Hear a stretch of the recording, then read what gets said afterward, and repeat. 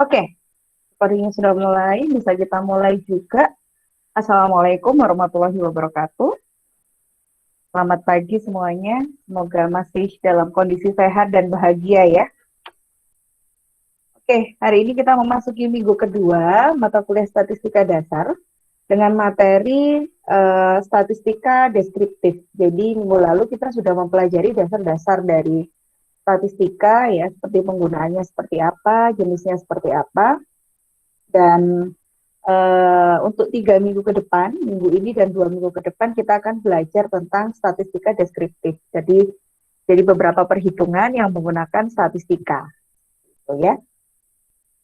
Nah, sebelum saya menuju ke definisi dari statistika deskriptif, saya akan memaparkan dulu definisi dari dua hal yang sangat berkaitan dalam masalah statistika, yaitu urusan data dan variabel. Ini ya, data dan variabel ini adalah ibaratnya kayak bumbu dasar pada penyelesaian statistika. Jadi jika tidak ada datanya maka tidak bisa diselesaikan. Ya.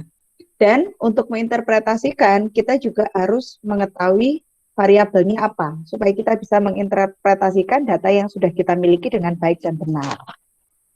Nah, sekarang definisi dari data sendiri apa? Data itu adalah sekumpulan datum, ya. Ini mungkin menjadi sesuatu yang baru untuk beberapa di antara kalian ya. Jadi datum itu yang sifatnya tunggal gitu ya. Kalau data itu sifatnya jamak. Jadi sekumpulan datum yang berisi fakta-fakta serta gambaran suatu fenomena yang dikumpulkan, dirangkum, dianalisis, dan selanjutnya diinterpretasikan. Saya rasa semuanya sudah familiar ya dengan definisi data gitu ya. Misalkan data tanggal lahir mahasiswa informatika gitu ya, data usia mahasiswa informatika dan seterusnya. Jadi dia adalah kumpulan datum tadi ya. Isinya itu adalah fakta ya. Makanya kita data itu nggak bisa ngarang ya. Jadi data itu kita harus ngambil dari sumber tertentu yang terpercaya sesuai dengan analisis apa yang akan kita lakukan. Lalu kemudian jika kita sudah bicara data, kita pasti akan ditanya variabelnya apa gitu ya. Variabelnya apa? Variabel itu apa sih definisinya? Variabel itu adalah karakteristik data yang akan menjadi perhatian. Misalkan kita mau bicara data penjualan mobil gitu ya. Data penjualan mobil. Variabelnya apa sih penjualan mobilnya? Saya mau harga gitu ya. Harga. Oh, berarti nanti kita akan berbicara tentang penjualan mobil yang fokus pada harga. Misalkan harga 100 juta, peminatnya adalah sekian persen. Harga 200 juta, peminatnya sekian persen. Dan itu yang nanti akan kita interpretasi. Sehingga dari data penjualan mobil yang kita miliki, gitu ya misalkan ya, kita bisa melihat minat masyarakat terkait penjualan mobil tertentu itu seperti apa. Sehingga bisa saja produksinya itu diperbanyak atau pulaannya itu diperbanyak seperti itu. Ya, harapannya seperti itu. Jadi data dan variabel ini adalah sangat berkaitan. Biasanya nanti ada lagi yang namanya parameter gitu ya. Parameter apa yang akan digunakan itu kalau kita sudah bicara data yang besar misalkan, yang akan kita gunakan untuk skripsi. Seperti itu. Lalu, nah ini adalah jenis-jenis data yang sering kali digunakan oleh mahasiswa informatika dalam topik skripsi gitu ya. Kita itu akan melakukan forecasting, Bu. Kita akan melakukan optimalisasi penjadwalan misalkan seperti itu. Nah, biasanya seringkali dalam kasus forecasting gitu ya, kita harus tahu dulu kita mau forecasting apa. Misalkan yang sekarang lagi saya mau forecast itu peramalan ya. Forecasting itu peramalan. Jadi saya mau meramalkan nih penyebaran COVID di Indonesia dalam 1 tahun ke depan itu seperti apa. Dengan menggunakan data yang sudah ada sekarang. Jadi dengan data yang sudah ada, kita mau meramalkan dalam 1 tahun ke depan itu apakah dia itu akan berhenti atau malah terus bertambah gitu ya. Kita bisa melakukan forecasting dengan metode tertentu. Nah, berkaitan dengan hal tersebut gitu ya, seringkali sebelum kita melakukan analisis, kita itu harus tahu jenis datanya dulu ya. Ada dua macam jenis data menurut waktu pengumpulannya. Ada yang dinamakan cross-sectional data, yaitu data yang dikumpulkan pada waktu tertentu yang sama atau hampir sama. Jadi waktunya itu sama atau hampir sama. Misalkan jumlah mahasiswa informatika UISI tahun akademik 2020-2021. Berarti kita hanya mengumpulkan data siapa saja mahasiswa informatika yang masuknya tahun 2020-2021. Bu, kenapa kok di sini Bu Puji menyampaikan hampir sama? Karena bisa saja dia itu mendaftar di awal atau bisa saja di akhir menyusul. Itu sehingga datanya ditambahkan. Namun biasanya dalam konteks seperti ini, dia akan pendataannya pada waktu yang sama.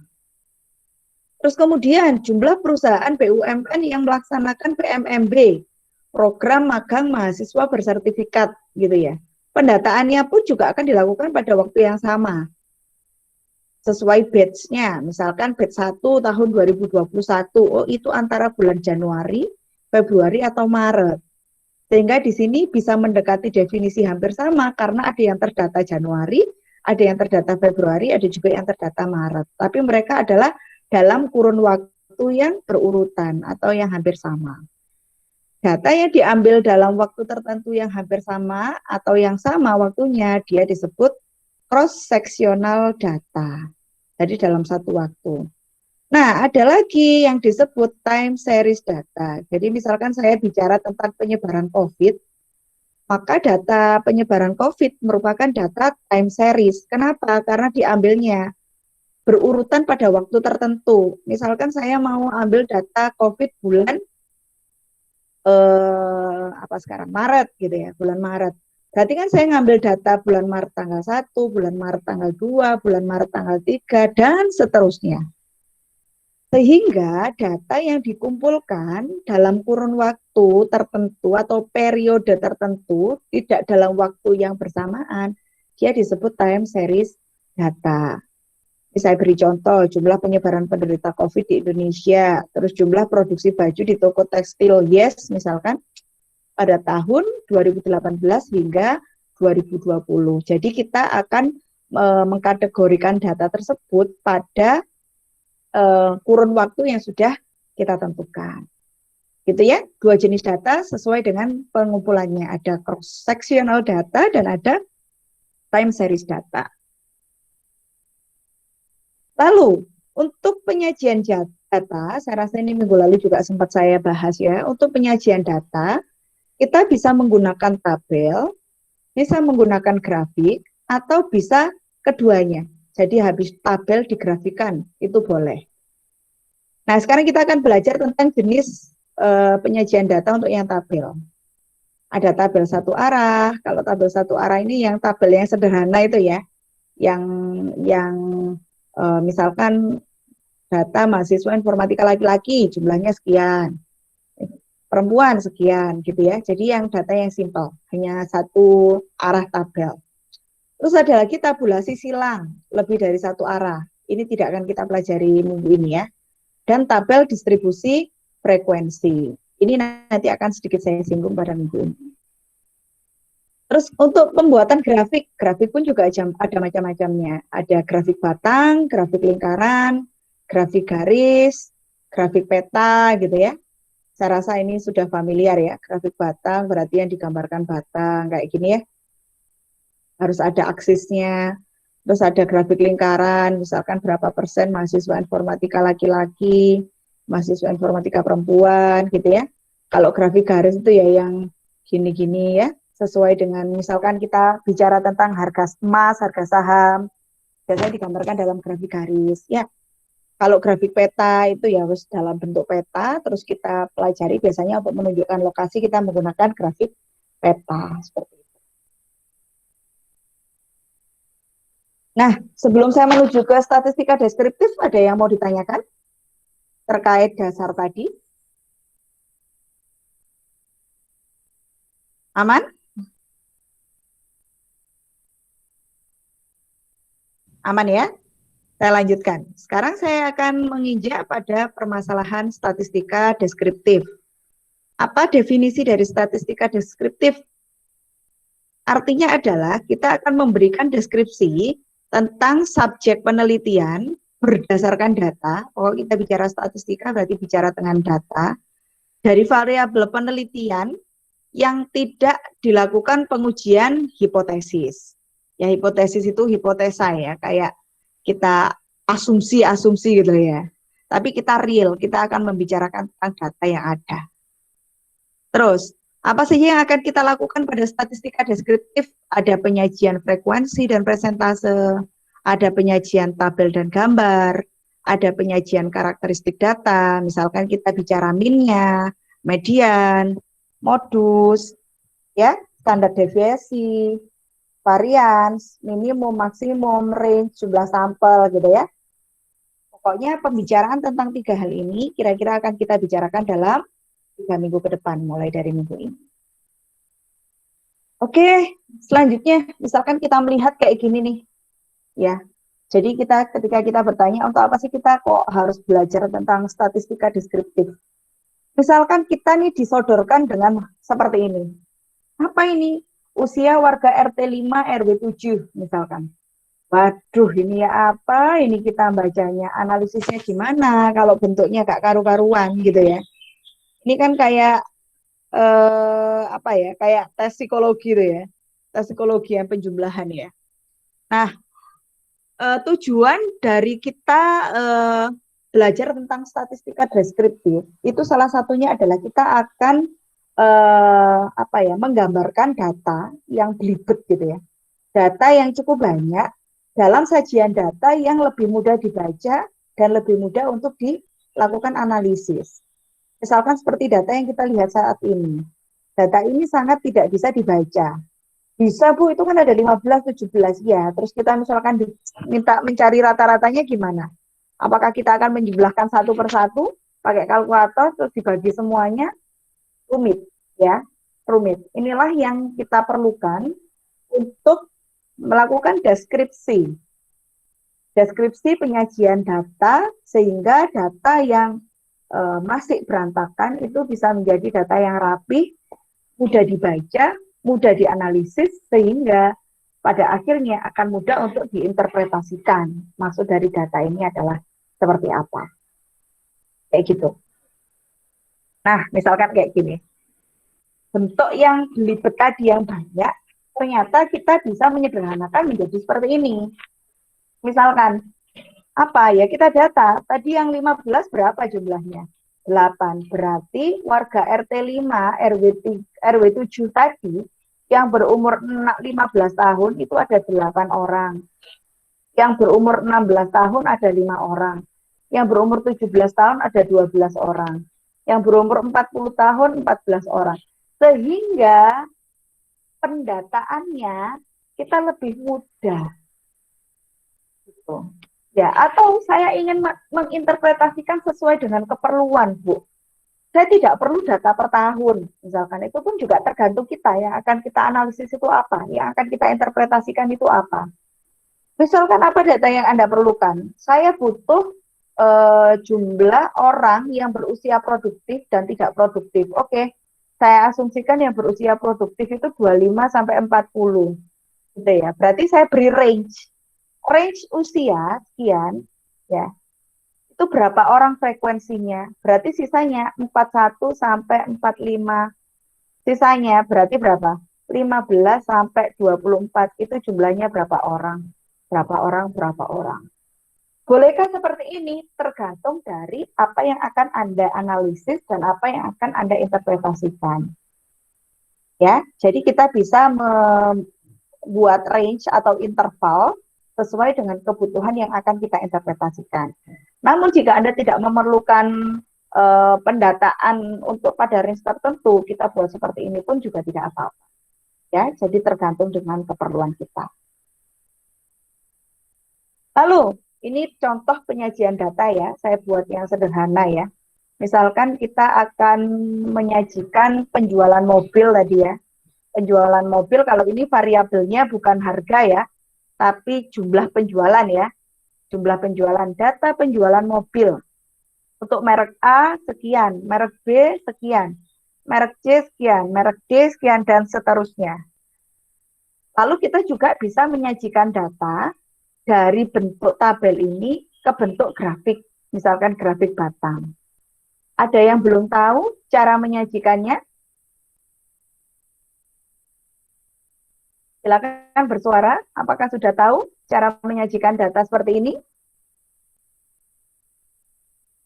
Jika belum tahu, saya akan tunjukkan sekilas ya, terkait bagaimana membentuk tabel tersebut. Misalkan seperti ini ya, kita bisa menggunakan Excel. Misalkan kita mau membuat data, apa yang ngawur lagi ya. Nah, silakan jika ada yang ingin ditanyakan, boleh tanya ya. E, E, E, F, E. Misalkan ini aja deh. Jumlahnya berapa? Asal ya, saya asal aja.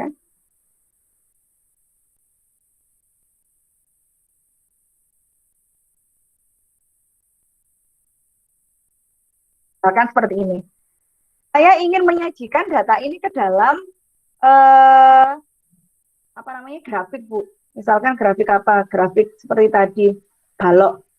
Oke, tinggal saya blok aja, insert ya. Mau saya buat apa? Ini ada beberapa macam ya. Saya mau bikin grafik balok. Berarti tinggal kita pilih ini. Oh, 2 dimensi. Klik jadi. Ya, gampang. Lalu untuk apa namanya definisinya kita tinggal nama ganti aja di sini. Misalkan grafik penjualan emas gitu ya. Toko X. Terus apa lagi? Saya mau menambahkan apa? Saya mau menambahkan misalkan X dan Y aksis ya, tinggal kita tambahkan aja apa ya, pakai apa?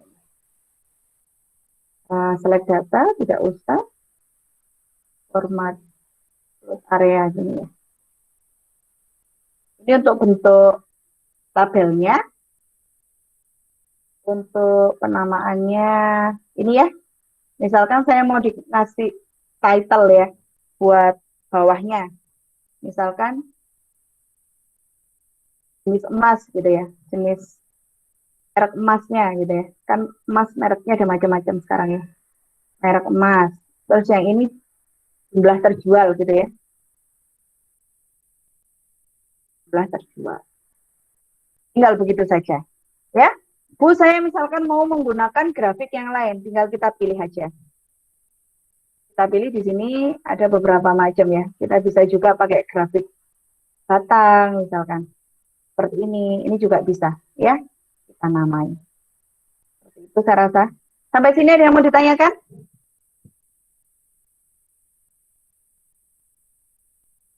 Anggit, ada yang mau ditanyakan?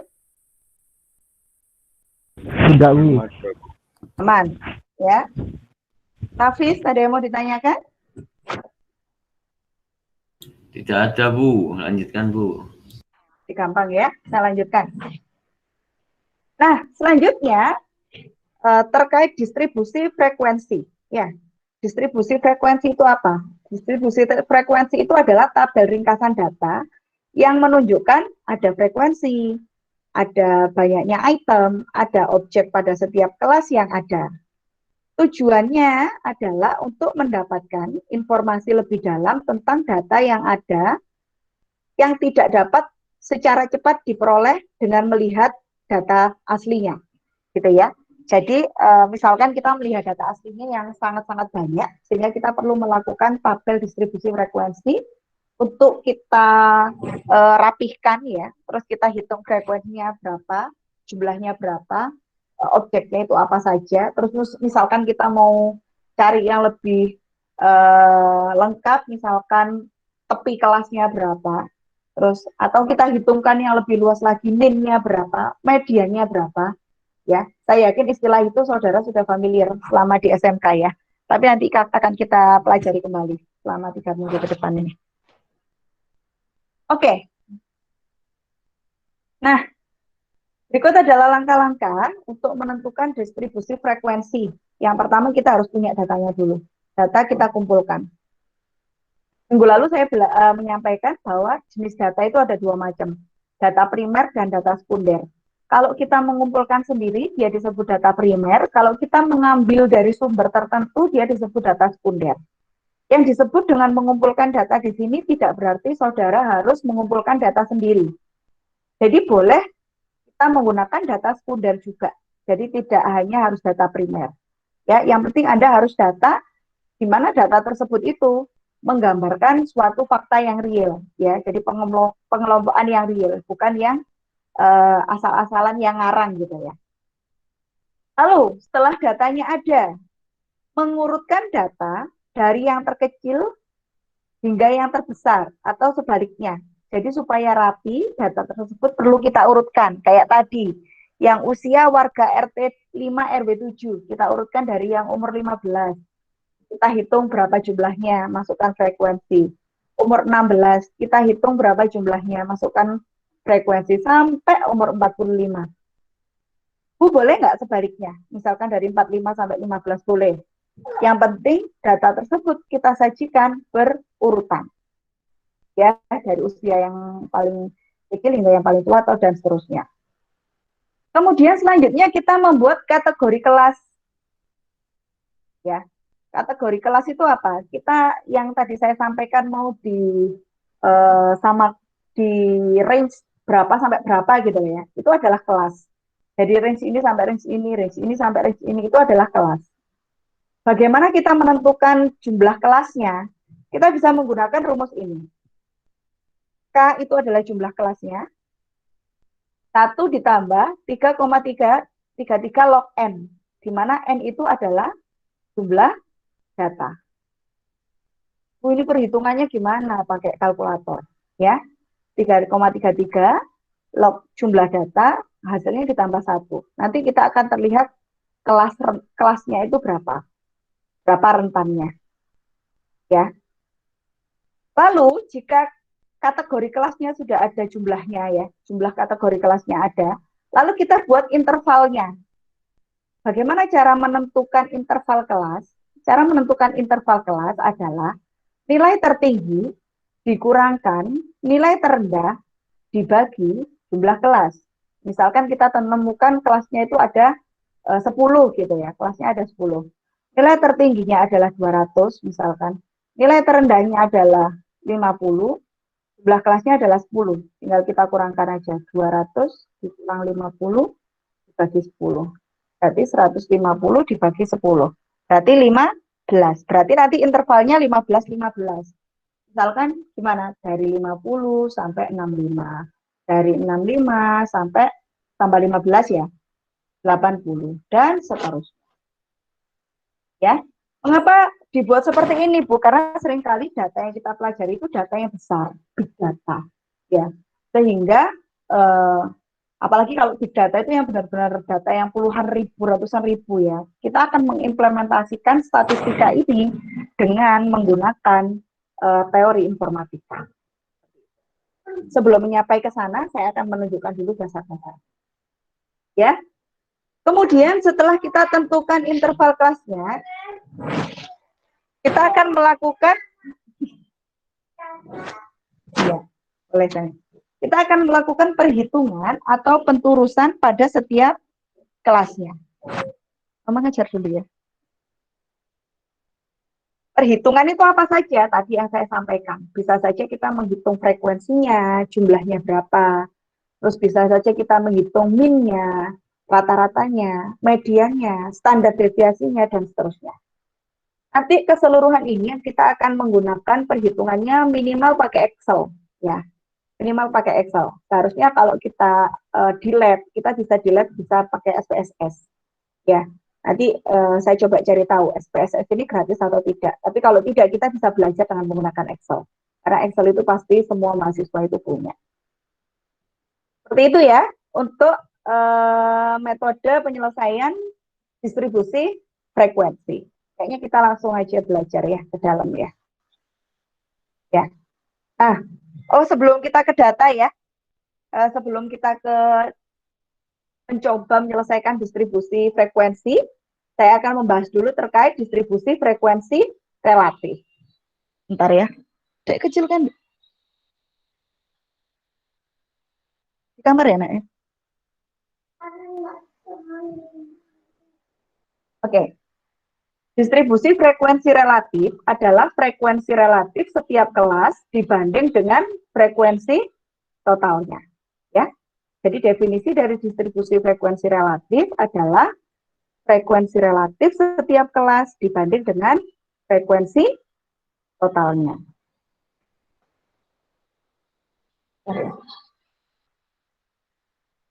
Kamar ya, Nak ya? Maaf ya, saya mulai bangun ini agak repot. Oke, langsung saja. Ini adalah contoh ya. Contoh distribusi frekuensi. Misalkan saya punya data yang sudah saya rapikan, sudah saya hitung kelasnya, ternyata jumlah kelasnya ada 5 dengan menggunakan rumus tadi, K sama dengan 1 ditambah 1,33 log N, ya, 1,33 apa 3,33 ya? 3,33 ya. 1 ditambah 3,33 log N, ternyata hasilnya adalah 5. Lalu saya sudah menentukan jumlah intervalnya, dan sudah saya peroleh intervalnya seperti ini. Lalu saya hitung frekuensinya berapa. Oh, ada 2. Pada interval ini frekuensinya ada 5. Frekuensi itu jumlahnya. Ya, misalkan kita bicara penjualan mobil dengan harga 160 sampai 303 juta. Oh, dalam 1 bulan itu terjual 2. Penjualan mobil dengan harga 304 sampai 447 juta. Oh, dalam 1 bulan terjual 5 dan seterusnya. Ya, seperti itu ya. Ini bentuk distribusi frekuensi yang paling sederhana. Jadi ada kelas, ada interval, ada frekuensi. Ingat, pada interval kita memiliki batas kelas atas dan batas kelas bawah. Batas kelas bawah itu berarti yang sebelah kiri ini semua batas kelas bawah, yang sebelah kanan ini adalah semuanya batas kelas atas. Kemudian bisa diperluas apa lagi, Bu? Gitu ya. Bisa diperluas lagi dengan nilai tengah kelas, ya. Nilai tengah kelas. Nilai tengah kelas itu nilai yang letaknya di tengah kelas. Jadi misalkan dalam kelas ini antara 160 dan 303. Gimana caranya? Ini sebenarnya bisa kita short menggunakan PPT ya. Mohon maaf, dengan Excel. Tapi kalau kita sederhanakan, berarti nilai tengah kelas itu 303 dikurang 160 dibagi 2. Ya, berapa? Ada yang pegang kalkulator? 303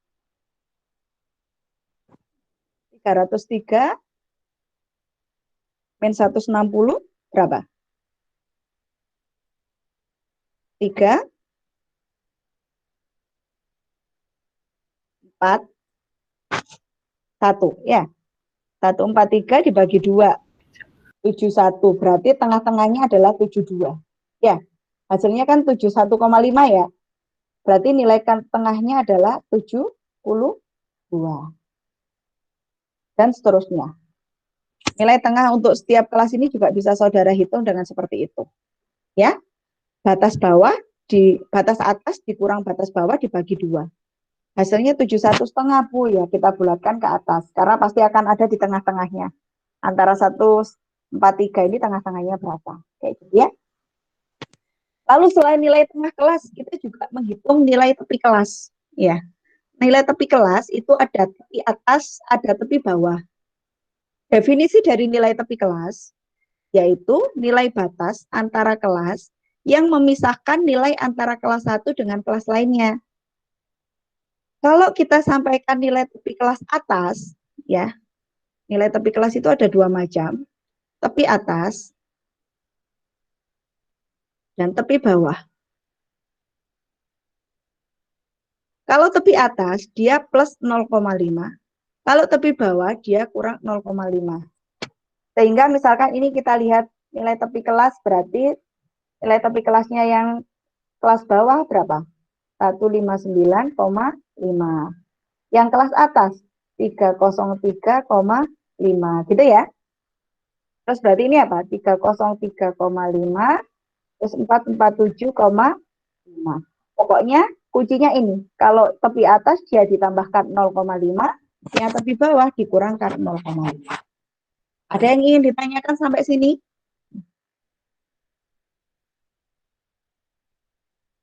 Mbak Elva, ada yang ingin ditanyakan? Belum, Bu. Saya lanjutkan. Kemudian frekuensi kumulatif, ya.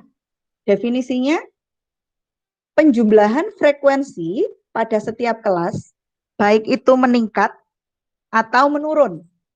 Contoh, ini ya, kita tadi sudah punya interval, frekuensi, terus nilai tepi kelas, ini misalkan tepi bawah ya, saya buat 159,5, 303,5 dan seterusnya. Karena tadi adalah di kurang 0,5. Kalau frekuensi kurang dari dan frekuensi lebih dari itu seperti apa? Ya.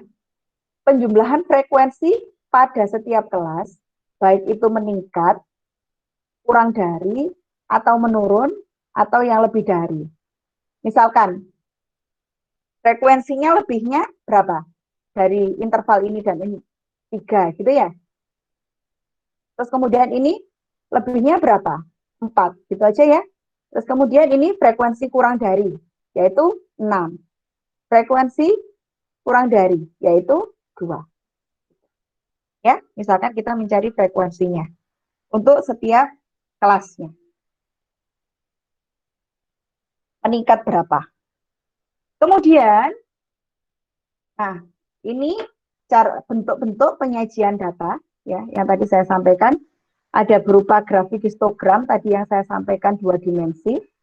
Jadi definisinya adalah histogram itu adalah grafik yang berbentuk balok di mana sumbu horizontalnya atau sumbu X-nya adalah tepi dan sumbu vertikalnya atau Y-nya adalah frekuensi setiap kelas.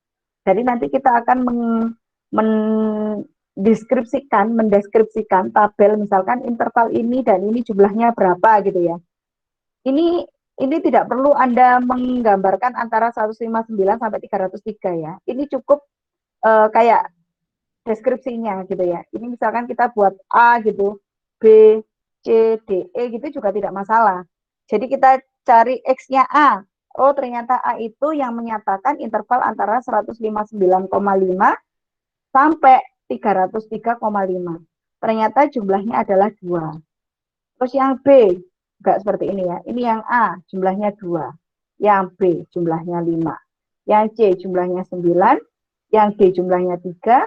Dan yang E, jumlahnya 1. Di mana A itu menyatakan interval, misalnya ya, bukan 195 ya, 159,5 sampai 303,5. Yang B menunjukkan 303,5 sampai 447,5. Yang C menunjukkan 447,5 sampai 519,5 dan seterusnya. Jadi untuk interval ini tidak perlu Anda sampaikan nilainya juga, misalkan 159, 160 dan seterusnya tidak perlu, tapi dia hanya penamaan interval saja. Terus selain grafik histogram ada juga yang disebut grafik poligon. Ya, yaitu grafik yang bentuknya itu garis dan menghubungkan antara nilai tepi kelas dengan jumlah frekuensi pada setiap kelasnya. Misalkan nilai tengah kelasnya 231,5 gitu ya. 231,5 jumlah frekuensinya adalah 2. Ya. Bedanya sama poligon tahu ya. Kalau poligon ini kita tuliskan intervalnya itu langsung sebagai nama tadi yang sesuai yang saya sampaikan ya. Kalau grafik bedanya dengan histogram. Kalau poligon itu kita ambil nilai tengah kelasnya. Ya, jadi dari interval tadi nilai tengah kelasnya itu berapa, terus kemudian frekuensinya berapa. Ya, misalkan 231,5 frekuensinya 2. 37,5 frekuensinya 5. 519,5 frekuensinya 9 dan seterusnya. Lalu kita hubungkan garisnya, maka dia akan membentuk grafik poligon. Seperti itu. Biasanya yang sering sekali menggunakan grafik poligon itu misalkan harga emas atau harga penjualan saham gitu ya dan seterusnya. Lalu kemudian ada juga yang disebut kurva O'Keefe ya, yaitu diagram garis yang menunjukkan kombinasi antara interval kelas dengan frekuensi kumulatif. Biasanya kita akan bicara tentang intervalnya itu berapa, tepi kelas bawahnya itu berapa, frekuensi kurang darinya itu berapa, frekuensi lebih darinya itu berapa, ya. Setelah itu kita buat gambaran seperti ini antara frekuensi kumulatif dengan tepi kelas interval harga saham. Misalkan yang frekuensi kumulatif kurang dari, saya buat yang warna merah, yang frekuensi kumulatif lebih dari, itu kita buat yang warna biru. Jadi bentuknya adalah presentase. Ke kamar dulu, ke kamar. Ya, seperti itu ya.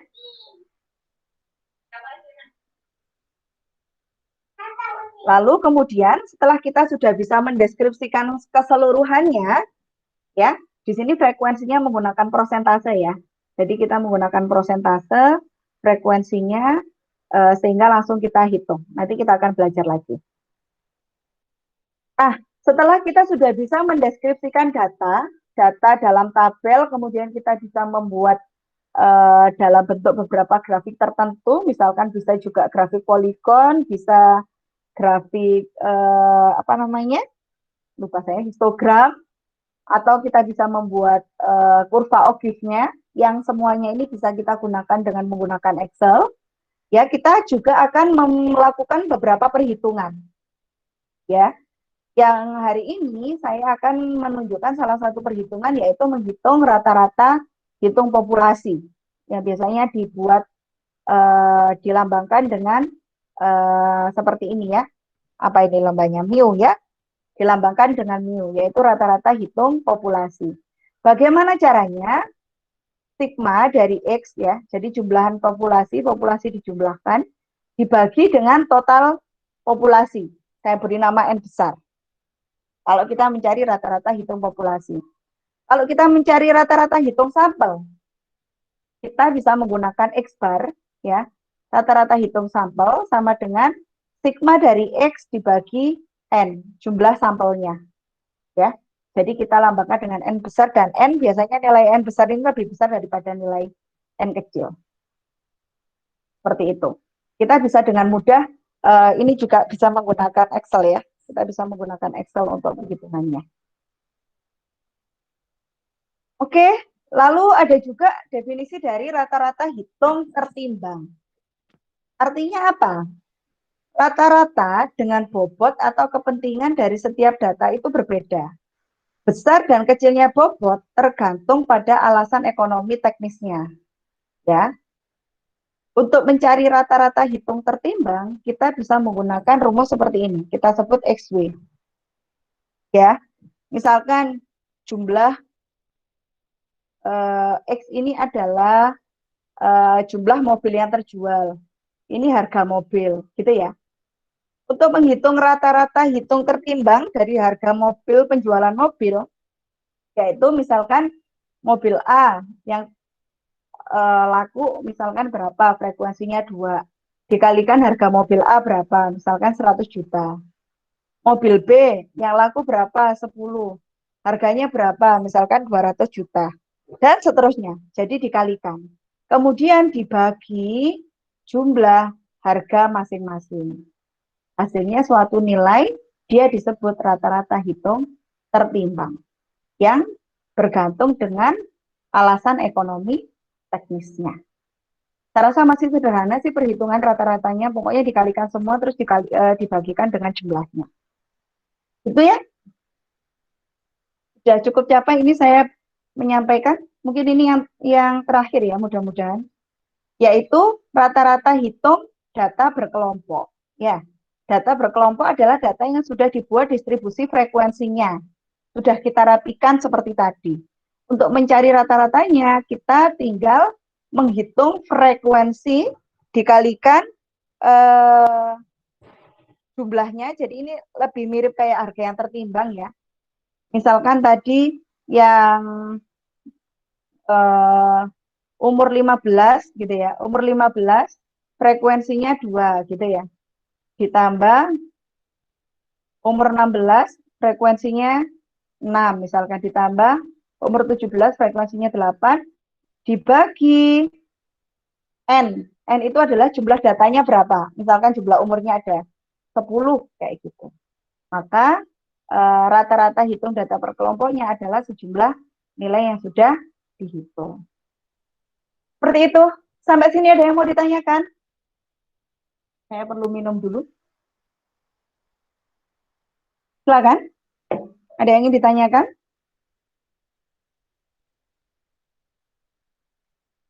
Silakan. Sultan? Belum ada, Bu. Belum ada. Oke, saya Bu, rasa sigma ya. F itu keseluruhan variabel frekuensi. Oh ya, frekuensi ya. Sigma itu kan Tidak. jumlahan. Ya. Jadi kalau kita bicara sigma Fx, berarti nanti variabel pada X pertama gitu ya. Berarti gini, variabel 1 kali X1 ditambah variabel 2 kali X2 tambah variabel ketiga dikali X3 dan seterusnya sampai jumlah ada berapa variabel. Ya. Terus dibagi N-nya. N-nya ada berapa? Datanya ada berapa? Misalkan di sini ada 10 gitu ya, 10 dibagi 10. Seperti itu. Ya, jadi Dan kalau itu kita bicara tergantung sigma berarti frekuensi ya, Bu ya, diurutkan. berarti ya. Frekuensinya itu setiap data bisa berbeda ya. Misalkan kayak gini tadi. Ya, ini ya. Misalkan data yang pertama frekuensinya 2, data yang kedua frekuensinya ini, data yang ke ini frekuensinya ini, dan seterusnya. Tapi kalau untuk perhitungan kayak gitu kita harus tahu nilainya, bukan interval lagi ya, nilai pastinya. Berarti kita akan bisa memanfaatkan yang seperti ini. Ya. Jadi umur kali frekuensi, tambah umur kali frekuensi, tambah ini kali frekuensi, tambah ini kali frekuensi, dan seterusnya. Sigma itu adalah jumlahan berurut. Ya, jumlahan berurut.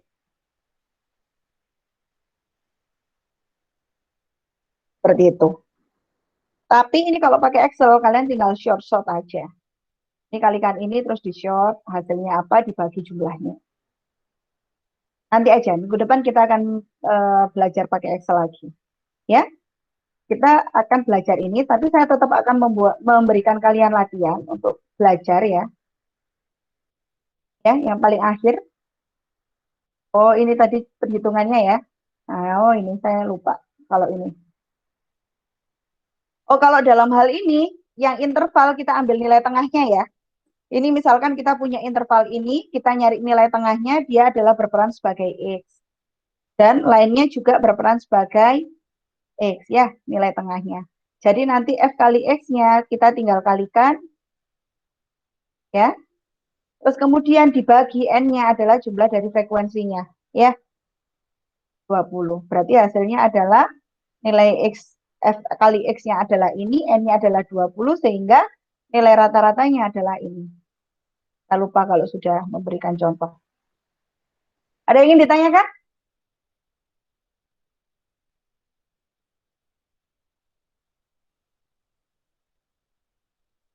Ada yang ingin ditanyakan? Akan lebih mudah kalau dibuat tabel seperti ini ya, sehingga perhitungannya lebih sederhana. Jika tidak ada yang ditanyakan, saya beri tugas berkelompok 2 orang. Yang pertama, silakan kalian mencari data pada sumber tertentu, cantumkan sumbernya, terus dibuat grafik data tunggal ya seperti itu tadi ya. Terus kemudian dibuat deskriptif ya.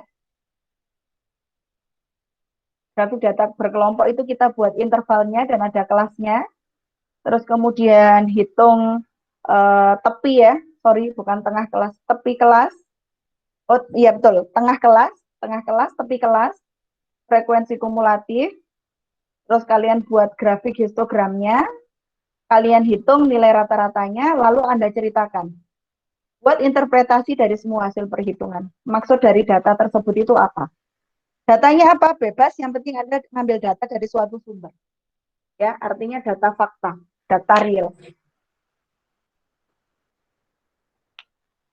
Waktunya 1 minggu, dikumpulkan sampai hari Senin, minggu depan. Ada yang ingin ditanyakan terkait tugasnya?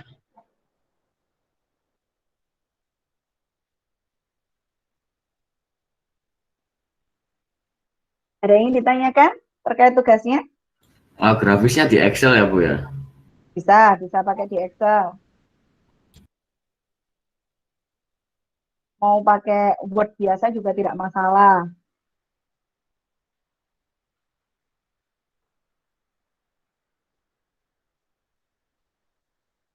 Nanti minggu depan kita akan melakukan perhitungannya dengan Excel. Untuk membuat grafiknya ya, yang dimaksud tadi grafiknya, ta. Ya membuat grafiknya pakai polygon atau pakai histogram itu bisa menggunakan Excel yang tadi seperti yang tadi saya sampaikan. Hidung saya kok gatel ya dari tadi. Ada yang mau ditanyakan terkait tugasnya? Atau ada yang ingin ditanyakan terkait penjelasannya? Kalau tidak ada, saya akhiri penjelasan. Jika ada tambahan diskusi nanti setelah penjelasan ya. Saya tutup dengan kalimat motivasi yang sama dari Carol Burnett. Hanya aku yang bisa mengubah hidupku, tak seorang pun bisa melakukannya untukku. Jadi silakan kalian bekerja keras untuk meraih mimpi kalian dan mencapai kesuksesan kalian. Ya, saya akhiri kuliah hari ini. Assalamualaikum warahmatullahi wabarakatuh. Waalaikumsalam. Waalaikumsalam warahmatullahi wabarakatuh. Waalaikumsalam warahmatullahi wabarakatuh. Waalaikumsalam warahmatullahi wabarakatuh.